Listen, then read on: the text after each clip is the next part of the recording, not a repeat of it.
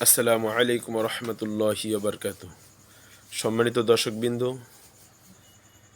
আবু দাউদের 2433 নম্বর হাদিস, আল্লাহ নবী সাল্লাল্লাহু আলাইহি সাল্লাম বলেন, মান সামা রমাদানা সুম্মা আতবাআহু বিসিত্তিন মিন শাওয়ালিন ফাকাআন্নামা সামাদ দাহর।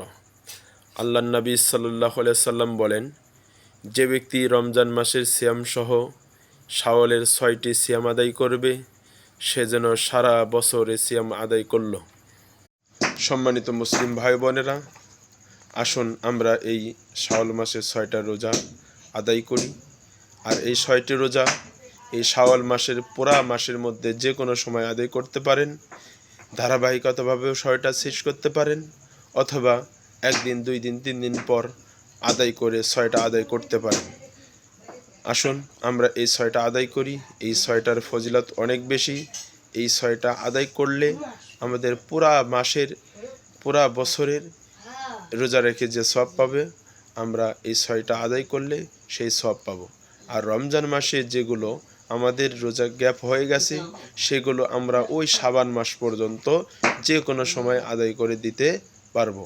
1 বছর সময় আছে, আমরা যে কোনো সময় এটা আদায় করতে পারবো। কিন্তু যাদের গ্যাপ আছে তারা ওগুলো আদায় নয়, এই শাওয়ালের 6টা আদায় করবে, এটাই সত্য।